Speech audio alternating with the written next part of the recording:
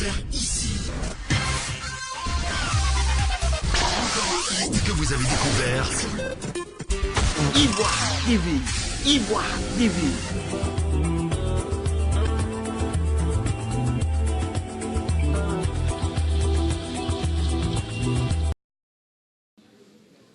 Aujourd'hui, mercredi 8 mai, comme l'a dit le chef des costeurs, c'est un jour ouvrable.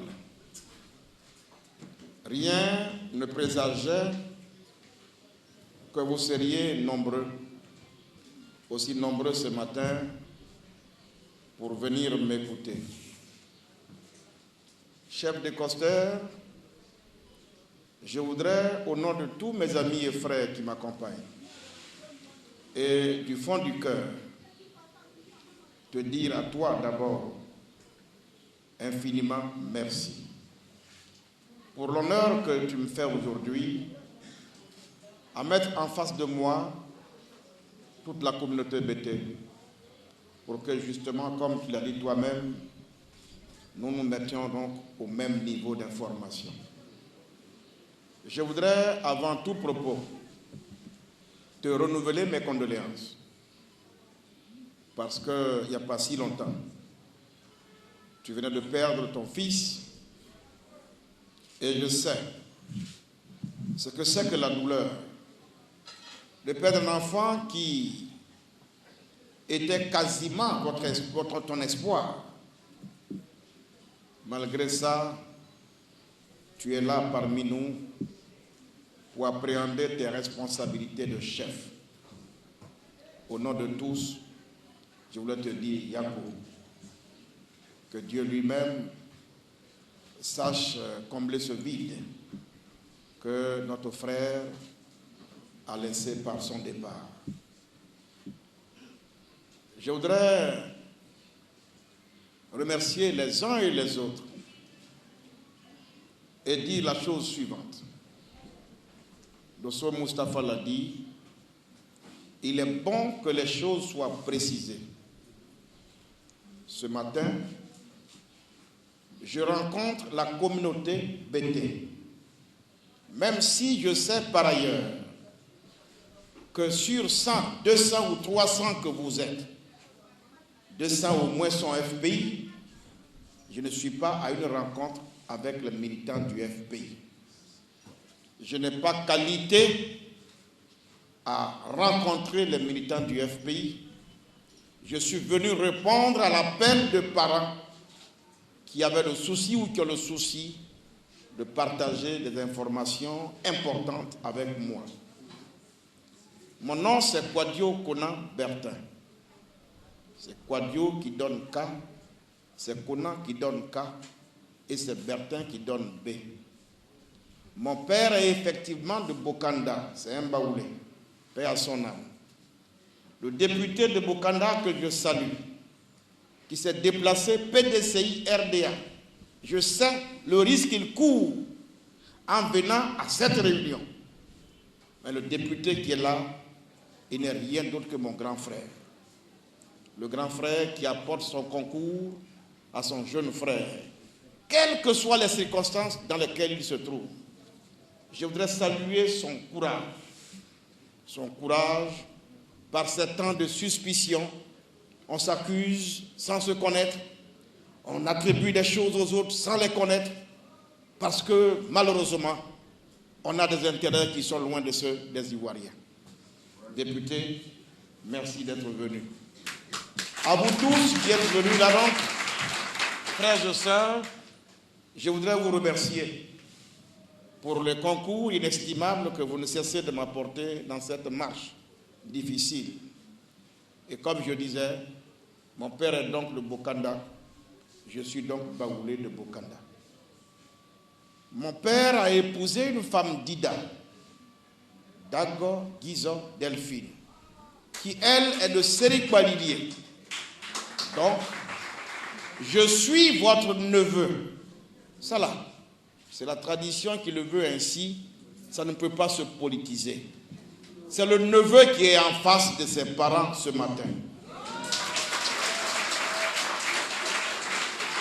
c'est le neveu qui est en face de vous pour échanger avec vous courageusement sur l'actualité du pays. Parce que vous ne pouvez pas vivre en marge de la République. Mais l'autre précision que je veux faire, parce que moi j'ai des liens très forts avec la terre de Gagnoa. Nous tous, quand on meurt à Abidjan ou quel que soit l'endroit, on envoie nos corps au village. Et c'est sur la terre de tes ancêtres qu'on t'enterre. Mon père Baoulé, là, c'est à Gagnoa, au Bodroupa, qu'il était planteur. Et c'est là qu'il est décédé et c'est là qu'il a été enterré. Donc moi, mon village, c'est au Bodroupa.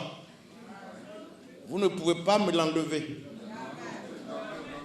Deuxièmement, ma mère, la femme d'Ida Guizo, quand mon père est décédé, elle n'était pas vieille.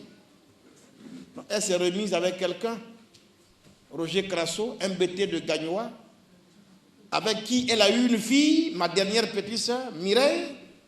Son père est MBT, sa mère est Dida et c'est ma petite sœur. Vous voyez ça? Donc, je dis à qui veut l'entendre. Je l'ai dit au président Gbagbo il n'y a pas 3 semaines. Le FPI, ce n'est pas mon parti. Je suis PDCI hier devant Dieu, j'ai fait mon choix. Le FPI n'est pas mon parti. Mais attention, le FPI, c'est ma maison. Parce que tous mes parents sont au FPI. Tous mes parents sont au FPI.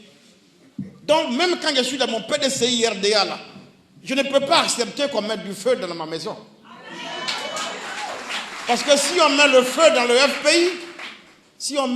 le FPI, j'ai presque 99% de chances d'avoir un parent mort. Or, je ne suis pas venu à la politique pour aider à tuer les autres. Oufoué m'a enseigné que la politique porte sur la vie et que sa finalité, c'est d'améliorer la vie.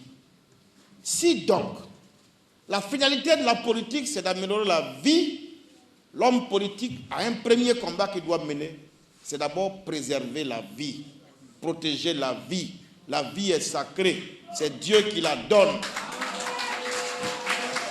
C'est Dieu qui la donne. Et c'est à Dieu et à Dieu seul qu'il revient de prendre la vie à qui il veut, quand il veut et comme il veut. Personne n'a le droit, au nom de la politique, de tuer son camarade. Personne. Et donc, c'est au nom de cette philosophie qu'Oufoué nous a enseigné que dans ma démarche de tous les jours, j'ai un faible, un penchant pour la vie.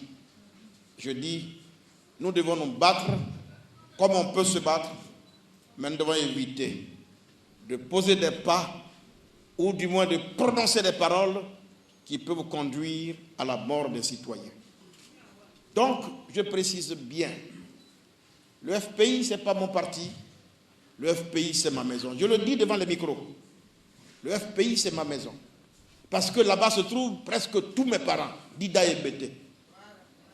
Donc, même si on n'a pas la même vision sur le plan politique, je ne peux pas souhaiter qu'il arrive malheur au FPI. Parce que s'il arrive malheur au FPI, il arrivera malheur à mes parents. Tout à l'heure, c'est avec Blé Goudé que je parlais, juste pour vous dire bonjour, pour que vous sachiez qu'il est en liberté. Blé Goudé, on s'est connus sur le campus. Lui, c'est l'enfant de Gbagbo. Moi, c'est l'enfant d'Oufoué, après de Bédié. Quel combat on n'a pas mené? Quel combat on n'a pas mené sur le campus? Mais on n'a jamais perdu de vue que nous sommes jeunes, la même génération d'un pays, que nous devons rester l'essentiel entre nous, c'est notre amitié. Aussi pour Soro Guillaume, c'est une petite bande de copains. Et nous sommes arrivés dans la vie active. Quand on a commencé dans le syndicalisme, on atterrit forcément à la politique. Blé Goudé a son choix, j'ai le mien. Mais attention, vous nous verrez sur un plateau de télé. On est dur, mais quand on descend là, on est au maquis. Quand on descend au maquis, celui qui va aller faire palabre à cause de nous deux, il se trompe. C'est comme ça que je comprends la politique, parce que c'est un jeu. Et puis, Oufoué Boigny, qui moi a été mon guide, et qui est mon guide, nous a toujours enseigné d'avoir l'amour pour nos prochains. Et nous a toujours enseigné la paix. Et Oufoué nous a toujours mis en garde contre la guerre. Ne faites jamais la guerre. Oufoué a fait bâtir beaucoup de mosquées dans ce pays, beaucoup d'églises, même une basilique, symbole de paix sur son territoire avant de mourir. Malheureusement, Oufoué meurt, on laisse tomber tous ses enseignements, et c'est ce qu'il nous demande de ne pas faire la guerre là, c'est ça qu'on a fait. Mais dans la vie là, il y a un temps pour se battre, mais il y a un temps pour faire la paix. Il y a un temps pour se battre, il y a un temps pour faire la paix. C'est l'ancien président du Logibwa, le ministre, non pas Zakwa Kobena, qui était président de Conseil constitutionnel, Yaoundé. C'est Paul Yaoundé qui a dit une phrase qui m'a tellement plu, parlant de ce qu'on a vécu. Paul Yaoundé a résumé pour dire Satan nous a tous visités. Mais si Satan nous a tous visités, nous allons maintenant unir nos prières pour que Satan sorte de nos corps.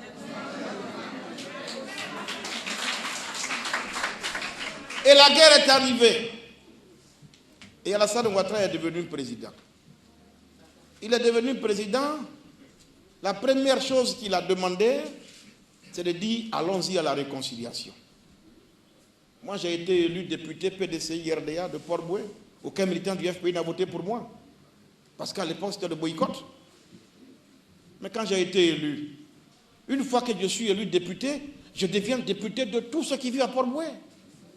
Je ne suis pas seulement député de mes parents Baoulé, ni de mes parents Djoula, ni de mes parents PDCI. Je suis le député de la nation et j'agis pour la nation entière, y compris pour ceux-mêmes qui n'ont pas voté pour moi. Et on convoque une première réunion de toute la chefferie de Port-Boué. Mme Maka Ngui était encore vivante. Tous les chefs sont réunis, chef Baoulé, chef Dida, chef Senoufo, chef Brié, chef Tan. Et puis, je ne vois pas de chef BT. J'ai dit, mais dans Port-Boué, il n'y a pas de BT. Tout le monde est resté calme. Moi, je suis un député, mais je veux comprendre les choses, les faits. Dans Port-Boué, il n'y a pas BT. Mme Maka m'a dit, alors, mais qu'est-ce qu'il y a? J'ai dit, mais je ne vois pas de chef BT ici. Pourquoi? Il y a un problème? On demande, personne ne veut parler. C'était au moment où c'était chaud là.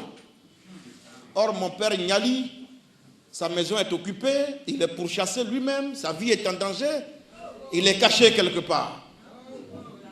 J'ai dit, mais non. J'ai dit à Mme Akangui, si moi je suis député, toi tu es maire, notre rôle, ce n'est pas de cautionner ça. Le président de la République dit, allons à la paix. Il faut que ceux qui ont leurs biens puissent reprendre leurs biens. Il faut qu'ils reviennent à la vie. Moi là, je vais trouver où il est. J'ai demandé, jusqu'à ce qu'un jour, quelqu'un me donne son numéro de téléphone. Lui-même, je l'appelle. Bon, Niali, tu es où? Bon, mais je suis quelque part. Mais Niali, tu es à la frontière? Non, je suis à la frontière. Niali, tu es où? Dis-moi où tu es. On va venir te chercher. On m'a dit que tu es au village. Bon, Niali me tourne en rond, il me tourne en rond. Il dit, Niali, c'est ton fils. Dis-moi où tu es, on va venir te chercher. Parce que j'ai appris que tu es malade. Il n'a pas cru au début. Bon. Mon père Abié, qui n'est pas là aujourd'hui, qui m'a toujours fait confiance. Il dit, Abié, je ne peux pas faire du mal à Niali.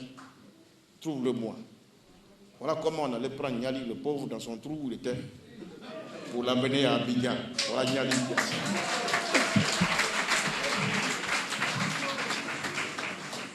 Quand il est arrivé, comme c'est moi qui l'ai fait venir, il va pas dormir dehors. Or, sa maison est occupée. Donc, c'est à moi de le loger. J'ai créé les conditions pour que ceux qui ont pris sa maison libèrent la maison. Libèrent sa maison. Et j'ai installé Niali. J'ai dit à Niali, faites-moi le tour de tous les parents bêtés, qu'ils sortent. Ce n'est pas un crime que vous ayez choisi de voter quelqu'un, un candidat, qui, par hasard, est votre fils.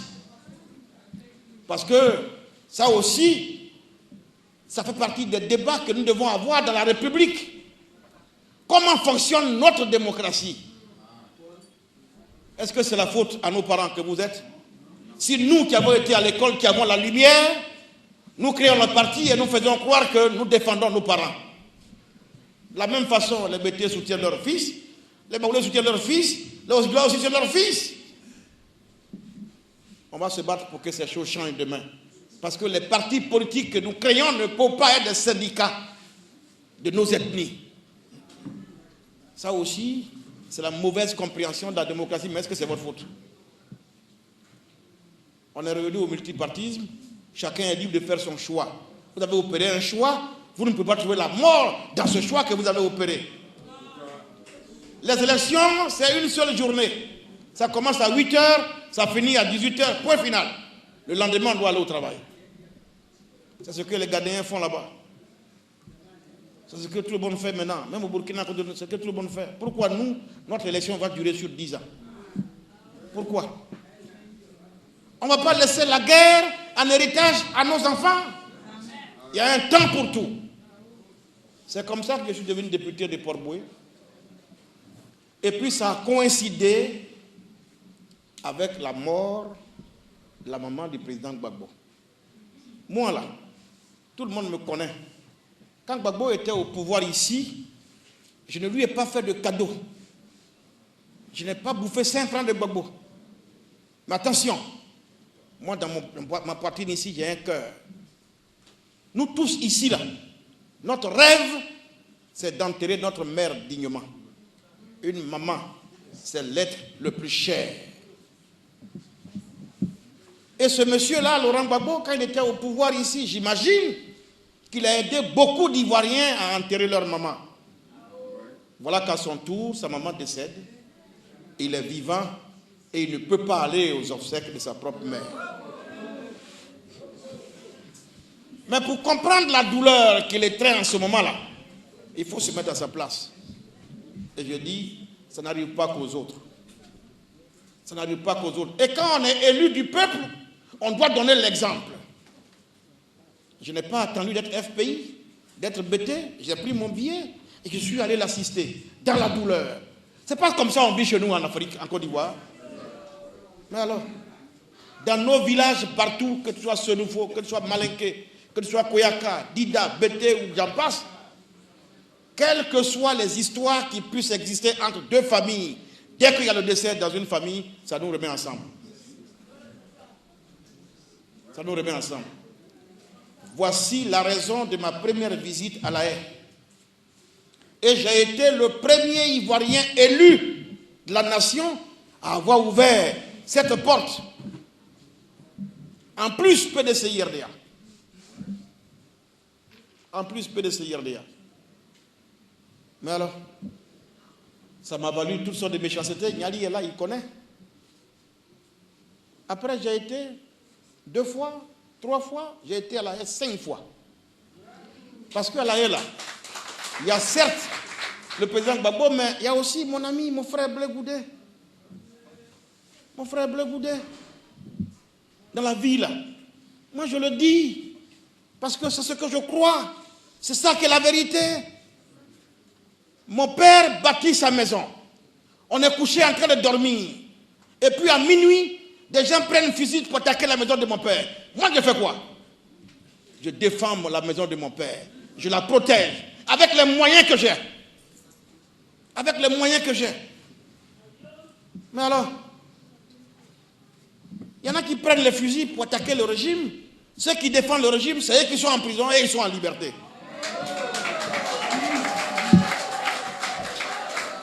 J'ai considéré que c'était une injustice. J'ai considéré que c'était une injustice et j'ai condamné ça. Et c'est une des raisons pour lesquelles j'ai été à La Haye pour apporter mon soutien à Blé Goudé en tant que député pour qu'on sache. On ne peut pas régler les problèmes d'une nation toujours avec les fusils. Quelqu'un me dit, mes parents ont des problèmes. Je vais prendre les fusils pour défendre mes parents.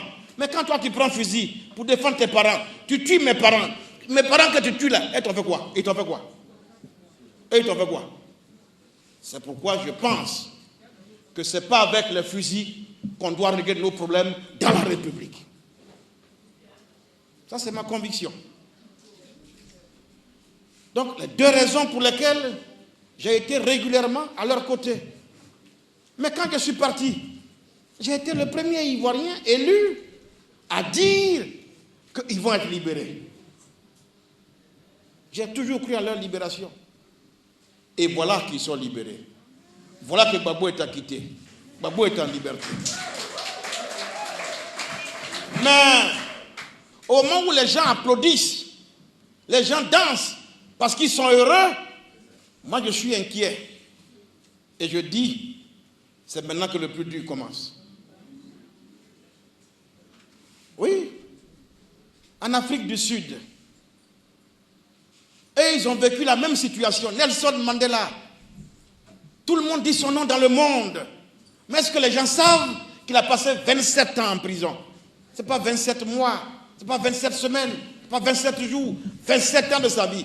Gbagbo a passé à peine 10 mois, 10 ans à La Haye. Les Blancs l'ont torturé, les Blancs l'ont humilié. Mais quand Mandela est sorti de prison, s'il avait été un homme normal comme nous, il a demandé à ses frères, on va se venger. Mandela tend la main aux Blancs. Aujourd'hui, regardez l'Afrique du Sud. Moi, j'ai toujours cru en une chose. Dans tout ce que nous faisons sur terre, il y a toujours la dimension spirituelle. Dieu est dans tout. Sinon, au début de tout et à la fin de tout. Et c'est lui qui a nos destins entre nos mains. Ne faisons rien en dehors de Dieu. J'ai dit, maintenant, là, le plus dur commence. Moi, j'ai été le voir. J'ai dit, président Gbagbo, tu es acquitté, tu es libéré. Les Ivoiriens sont contents. Mais moi, j'ai quelques inquiétudes. Parce qu'il faut que tu retournes en Côte d'Ivoire. C'est ton pays. Maman est là, maman t'attend. Tu ne veux pas être libre et rester là où tu es. Il faut que tu retournes. Mais tu retournes comment? Tu n'es pas venu en vacances. Tu n'es pas venu en villégiature.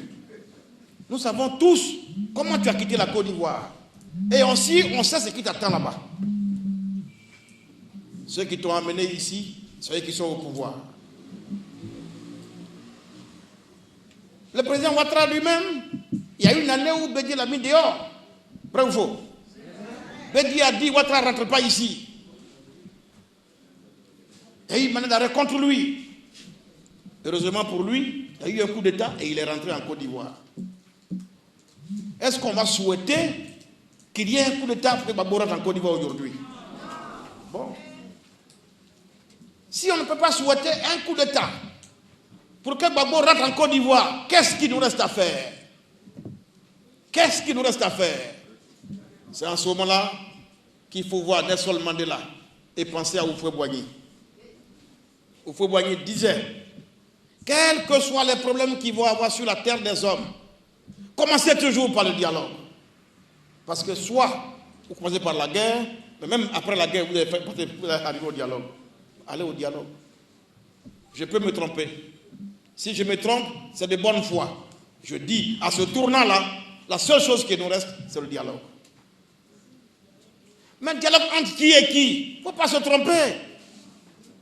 C'est à deux qu'on se bat. C'est à deux qu'on fait la guerre. Si on se bat à deux, c'est aussi à deux qu'on se réconcilie. Les deux qui ont fait leur guerre ici à cause d'élections, on les connaît, c'est Alassane et c'est Gbagbo. Ne tournons pas autour du pot. Ne tournons pas autour du pot. Moi-même, militant du PDCI-RDA, quand Bédié et Ouattara étaient en conflit, nous les militants du PDCI-RDA étaient aussi en conflit. Mais le jour où les deux se sont assis pour se parler, sans même nous inviter là-bas, comme des fils sur aiguille, on les a suivis. Vrai ou faux? Donc, on va faire les meetings, on va faire les cérémonies, on va faire les prières, on va faire les séminaires, on va nommer des ministres, on va nommer des présidents. Tant qu'on n'a pas compris qu'il s'agit de faire en sorte que Gbagbo et Ouattara se parlent, on va tourner autour du pot et ça va durer longtemps. C'est ma conviction. Et c'est ce que j'ai été dire à mon oncle, Laurent Gbagbo. Si quelqu'un d'autre a une autre voie, une autre proposition à lui faire pour le faire venir ici, qu'il fasse. Mais moi, ma proposition que j'ai à lui faire là, c'est celle-là. Et quand on arrive à ce tournant-là, il n'y a pas de place pour l'orgueil. Il n'y a pas de place pour l'orgueil. Quand on a le peuple qui nous suit, on ne se laisse pas dominer par son orgueil. Parce que l'orgueil, c'est ce qui perd les leaders et avec eux tous les peuples. Mandela aurait pu être orgueilleux. Dieu ne conseille jamais la vengeance. Dieu ne conseille jamais la vengeance. Et j'ai dit au président Gbagbo, à ce moment précis, il faut que tu regardes ton Dieu, que tu lui parles, que tu lui démontres que tu as un cœur plein d'amour et un cœur de pardon. C'est à ce moment-là que Dieu va te relever.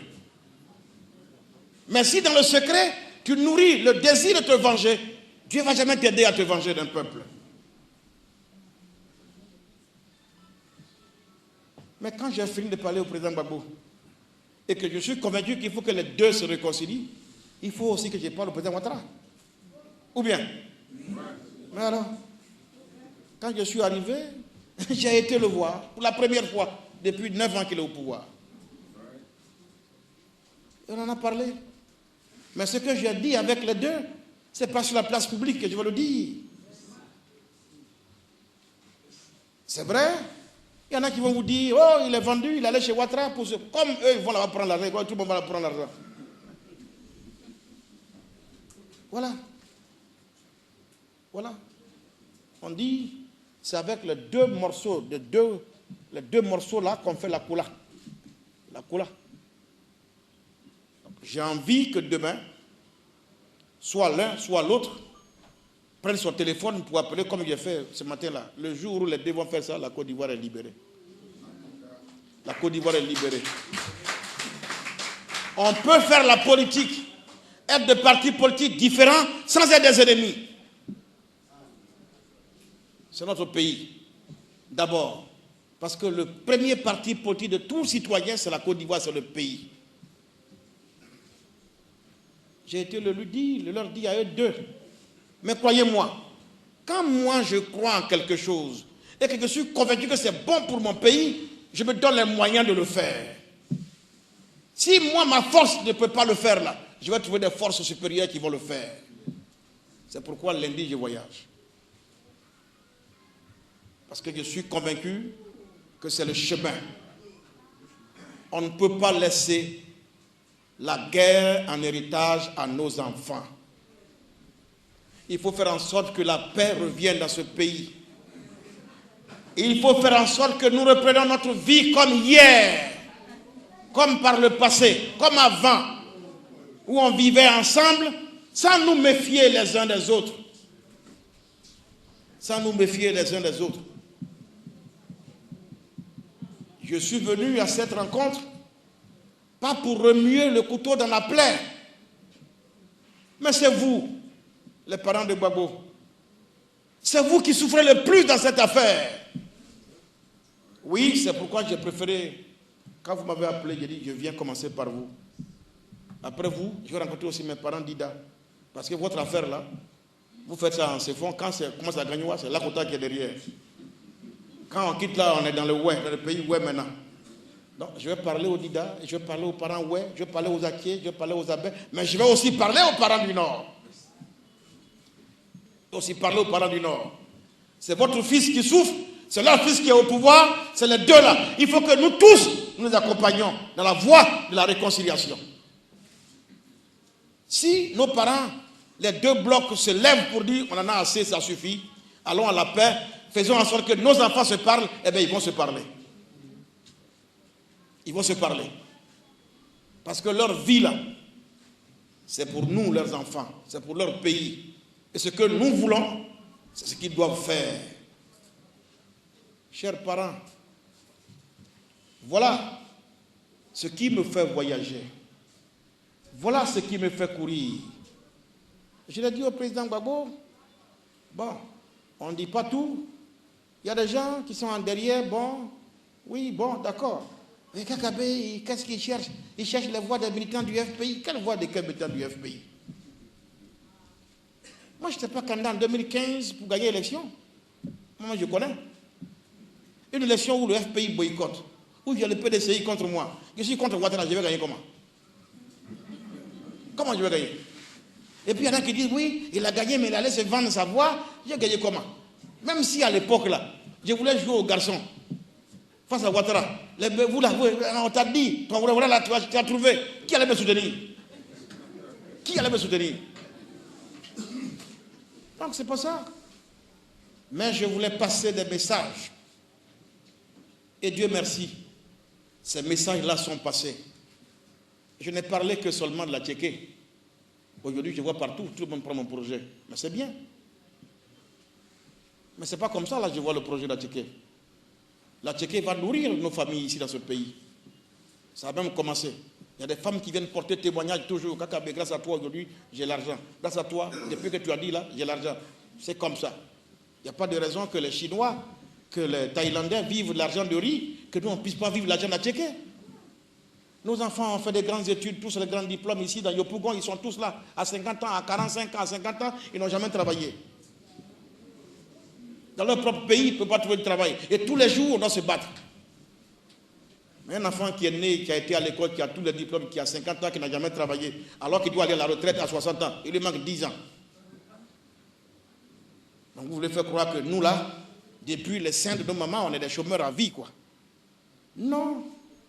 Donc, nous, les hommes politiques, devons comprendre que c'est ça là la priorité. C'est ça les vrais problèmes de la Côte d'Ivoire.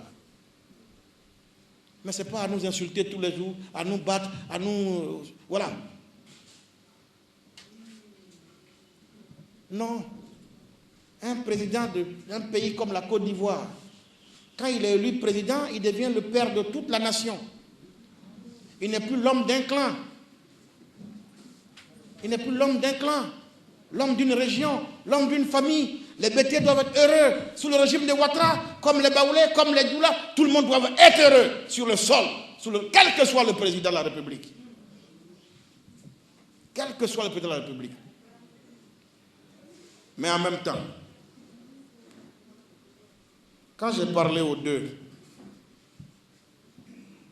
il y a une petite phrase que je vais quand même trahir pour ce qui concerne le président Ouattara. Il m'a dit, mais Kakabe, tu insistes, d'accord? J'ai libéré les prisonniers politiques. Le peu que je fais là, mes amis n'ont qu'à d'abord reconnaître ça. Mais il y a des propos qui me menacent, moi j'ai peur. Alors, si les gens me menacent tous les jours, comment je peux avoir la force de continuer d'aller plus loin? En un mot, écoutez-moi bien, en un mot, il faut que nous tous là, dans cette période, que nous sachions tenir notre langage. Dans cette période, qu'on soit plus agressif. Dans cette période, que ce soit des mots de paix qui sortent de notre bouche. Que nous soyons parents de Gbagbo ou parents de Ouattara. Dans cette période, nous devons nous rassurer tous mutuellement que nous sommes prêts à revivre ensemble. Ça, je le dis, parce que je le pense. Malheureusement, c'est partout qu'on peut dire sur la place publique. Mais quand vous m'écoutez là, je vous connais, vous savez. Vous savez où on doit arriver et comment y arriver. Comment y arriver? Je vais déplacer dans ce pays de grandes montagnes pour qu'on arrive à la paix.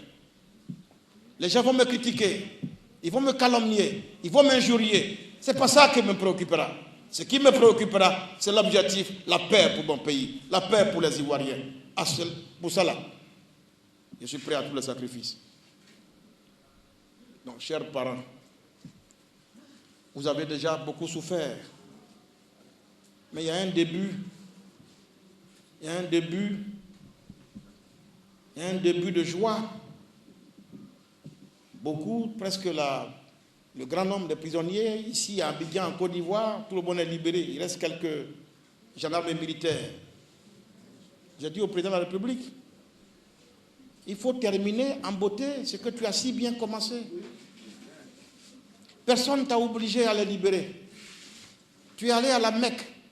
Tu es revenu de la Mecque avec un cœur d'amour qui s'est manifesté par la libération des prisonniers. Il reste une petite poignée, va jusqu'au bout. Dieu te le vaudra.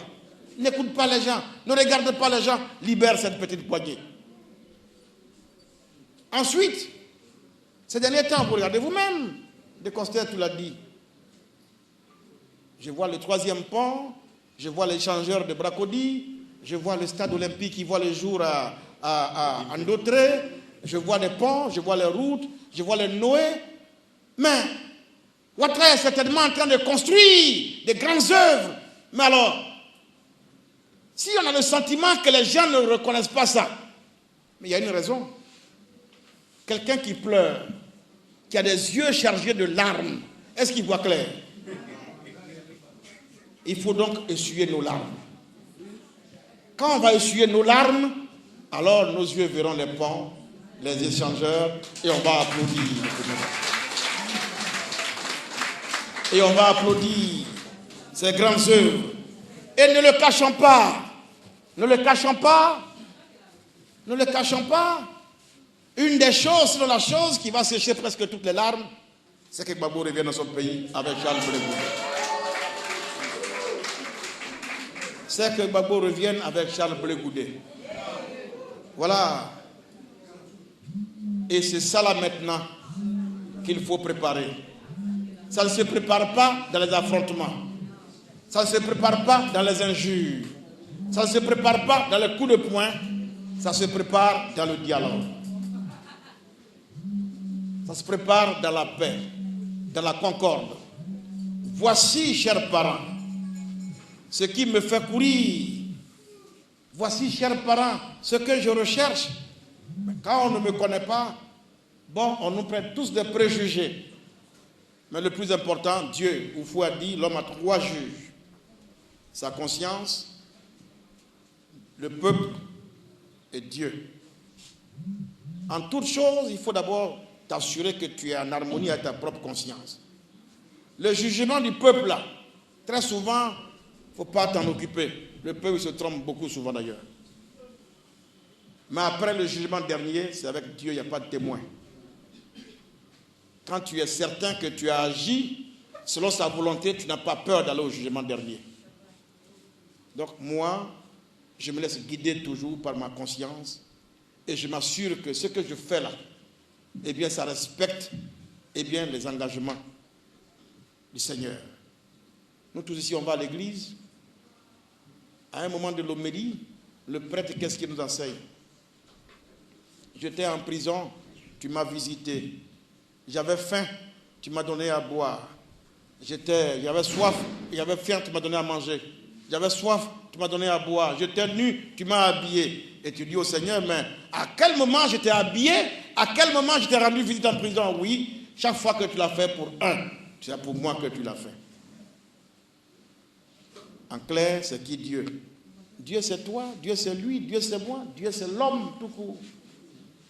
Au lieu de passer notre temps à dormir dans les églises, et si on apprenait à s'aimer et à faire du bien à autrui, puisque Dieu c'est l'autre, alors Dieu va nous bénir. Donc moi, à partir de là, j'ai conclu qu'on peut être différent parce qu'on n'a pas les mêmes idées en politique, mais on peut être frère, on peut être ami, on peut fraterniser. C'est pourquoi moi, je ne me fais plus d'ennemis en politique. Je veux me définir comme ami de tous. Je veux me définir comme ami de tous et ennemi de personne. Mais attention, quand j'ai mon idée, c'est mon idée. Si tu me la fais changer, démontre-moi que tu es dans le vrai, que ton idée est la meilleure. En ce moment-là, peut-être, je vais te suivre. Mais je m'accroche toujours à mon idée. Même dans l'amitié, dans la courtoisie, dans le respect. Mais je dois faire triompher mes idées quand je suis convaincu qu'elles sont justes. Donc, chers parents, pour me résumer, je me réjouis comme vous tous de ce que Gbagbo a été acquitté en même temps que Blé Goudé, qu'il soit en liberté. Maintenant, moi, mon souhait, c'est qu'il revienne en Côte d'Ivoire. Il faut qu'ensemble, nous nous mettions à préparer leur retour. Et ce que je propose, je ne vois pas d'autre solution que par la voie de la discussion. Mais la discussion qui n'humilie personne, la discussion qui ne rabaisse personne. Le dialogue, disait Oufoué, c'est l'arme des forts. Notre pays a soif de réconciliation. Les Ivoiriens doivent apprendre à revivre ensemble. Et je sais, je commence par vous, mais ce n'est pas que vous, parce que Gbagbo ne vous appartient plus. Il appartient à toute la Côte d'Ivoire, et même au-delà. Et même au-delà de nos frontières. Il n'est plus votre seule propriété. Il appartient à toute la Côte d'Ivoire.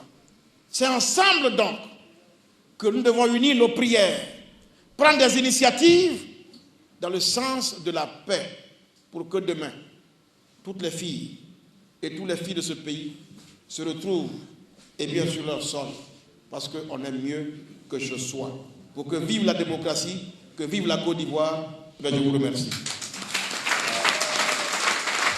Vous avez découvert ici.